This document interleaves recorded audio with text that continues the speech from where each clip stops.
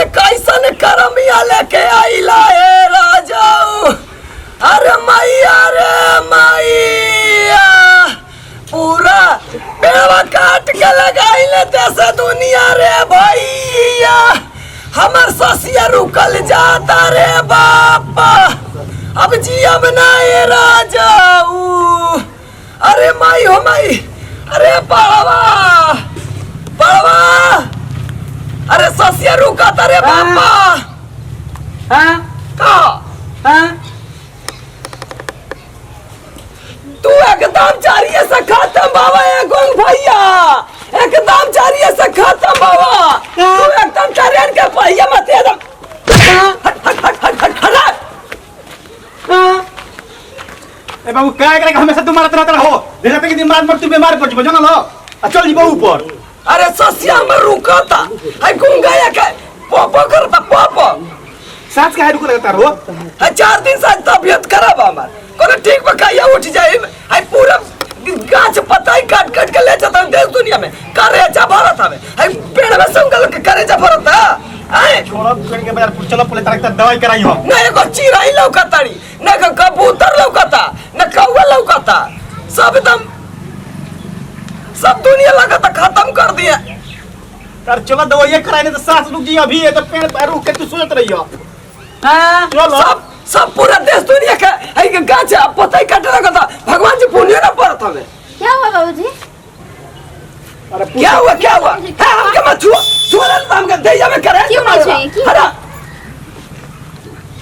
हाँ बोले हिंदी ना बोले के डोंट हिंदी वाला खोज के लिए बड़ा था हम तो अब करके सुधार दी don't disturb me sit down go fast. तो ही बात रहा कि हिंदी बोला चाहिए हिंदी बोले वाला हमें बोला रही सर हमने कहा कि बाबूजी पूछ कितनी एकदम पतो एकदम खतरनाक लगत है हमर दवा रबीना टंडन के बहन को जले हवा है देखो बहन मत तो कचरा तुरंत तोर कचरा धोआ जाई चिंता रहो चला तारू पाउडर झाड़ के आई लव अमेरिका से बहनी चले अब ये पाचरा कोई बो तब ये करावे ले चला था कौन ठीक बकाइया गुलाटी जाए चलो हाय मार को के जब से हम देवाल हिला दे लगा लड़के तू बीमार नहीं खाना लड़ा थाई क्या करता लो मारलो चला चलो वो नहीं खा जाता नहीं चले के बता चले तू मर जा तोर माई मर जाओ तू मर जा रे मर जाओ किया मुझे सनिया को रखीब मोटकी समर की मर जा रे बनावती जब से हमारे घर में आइलू हमारी इंजन हिलाई तो ससिए नहीं खली आय अभी यही जवानी में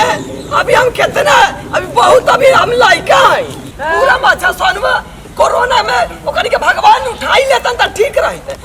हाँ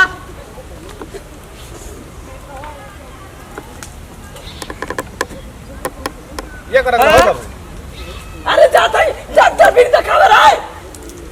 पर कौन पलाई कहीं जा कौन खाइयो ना लाता मैं भगवान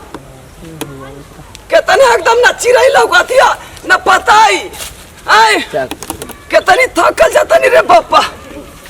अरे बाप हो बाप का बोल हो बाबू ए राम हो राम सीताराम।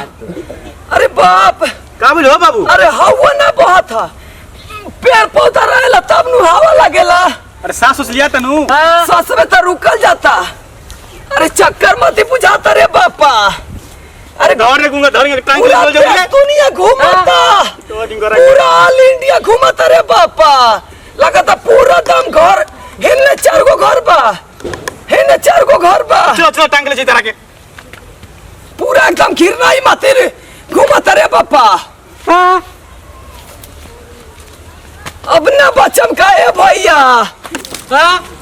अरे बाप हो बाप अरे पूरा चक्कर मत बुझाता रे राजाऊ खिला मत बाबू चलो राजाऊ हो राजाऊ। अरे पूरा पेड़ रुक काटी ले लाए राजाऊ। विकास भाई पेड़वा ठीक बना। हाँ ये ठीक है करे किताब दिए रुका फोन करते हैं। हाँ हेलो ए भैया 10 टन लकड़िया काट के भेजले बनी अभी पैसा अकाउंट में पेमेंट ना आई का कहत रहो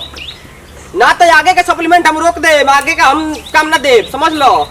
पेड़ काटे हम हाँ हम आ गइल बनी और ठीक बा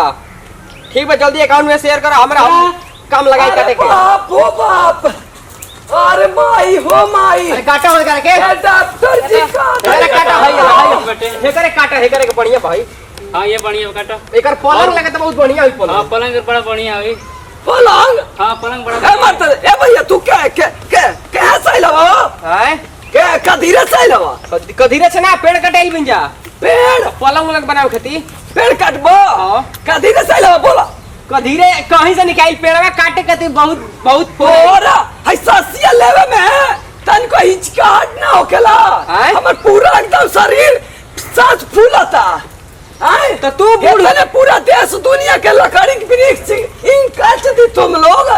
बताइए तू बूढ़ बड़ा तू हाँ। घट जीवा कोनो दिक्कत ना ये दी दाना काटे और बा तारा आजी मर जा तू ए बाबा मर भैया जा हमार बाबू के पुराने निमिये में बसला चल मत काटो। एक और गाछ कटला कोई काटला है बगीचा के तम्मा कसम मातारी कसम है ये काटे से तोड़ ले रेटी काट दे हम आय? चिंता ना हो बाबा काटे दी का दिक्कत बा पलंग बनी रहुआ सुतम खाटी बनी रहुआ सुतम है काटा काटा भैया पहले हमके काटा ए बाबा काहे के पाप करावता नहीं है ए बूढ़ आदमी के काट के हमरा का मिली ए पेड़वा काटा तो रोजी रोटी ना ना ना भैया पहले हमके काटा ए बाबा उठ जाई बाबा बाबा उठ जाई ना ना काटा ए भैया लिया जाएगा के लिया जा हमने काम कर भैया भैया ए भैया बाबू के हमार पेड़े में पुराने बसला चल लो। ए बाबा ई का करता नहीं ई का कर काटा जरा तो लग पेड़ रुक अगर तू कौड़ी के पैसा खातिर तू लोग पेड़ काटता हो होने जाता हो मर्दवा कहीं का एकदम से फिरंगी खानदार के नाच कराइबा का हाय फराड करके आवा का मर्दे फरौट घर के ना हमने काम बन करे आइल पेड़ काटल काम बा इहे से दू रोटी रोजी रोटी पिछवा चला का खोला हो काटा बड़ा बढ़िया कर चौकी काटा। पीछे कौन था बा हैं बाबा काटे दी काय काटता है भैया एको तो ऐसे ही चिड़ै पंछी सब के जने देश दुनिया छोड़ के कौने लंका में चल गइली एगो दू चार को बचल होई था जौने पेड़वा कटबा वो चल जाई तुरंत एकदम जौने 10 साल जिए के बाद बानी तुरंत गोड़वा ऊपर फेंक के मुड़िए नीचे के चल जाई वक्त सर बस बाबा बस रौरा हमारा आँख खोल देनी अब ऐसा काम हमने के ना करब जा जोना से सब कोई का हानि होके बतावा पेड़ रही तो बोनी पर बारिश होई था धान पताई होई था घोटाई आदमी गरीब कितना मरा था तोरा ही पता हटे बाबा बस अब हो गई दुनिया में बहुत सारा काम बा काम कर ले बाकी पेड़ आज के बाद हम ना काटब अब पेड़ चिड़ै चुरुम सही में गायब हो गई सब कसम खाए जा तू के मां कसम मतारी कसम एकदम मतारी को सब पेड़ नहीं काटेंगे आज के बाद पेड़ ना कटबा नहीं पेड़ नहीं काटेंगे तू मर का कसम ना कटम बाबा तू ना खा। कटम जा ना कटम सब बाबा। कोई अपने अपने आजी बाबा के कसम खा आजी बाबा बाबा अब ना होई काटब जनाब अब जिंदगी में कबो ना नो ना कबो ना माँ पूरा कसम। खोल देनी माँ कसम दुर्गा भगवान कसम दुर्गा भगवान कसम सब कसम हाँ अब ना काटम जा पेड़ ना तो जाए जैसे जाना तो एकदम ऐसे काट मां कसम एकदम बाबा जाते नहीं जा बाबा आज के बाद ऐसा काम ना हुई जा भैया जा चल रे भाई बाकी बाबा बड़ा बढ़िया बात कर बहुत अच्छा है चल डॉक्टर वापस अरे राजा प्रणाम नमस्कार हम आप सबके छोट भाई छोट बेटा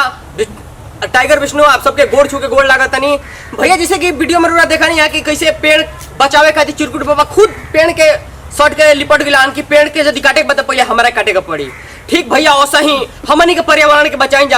बचाई जा तो बहुत हमनी के लाभ होगी कैसे के एकर से अगला आवेला पीढ़ी जौन बाद सुरक्षित रही ना तो सुरक्षित नहीं रहेला भैया पेड़ से चिड़ै चुरुम सब गायब हो गई सब भैया प्लीज बचावे के काम बा और हमनी के ई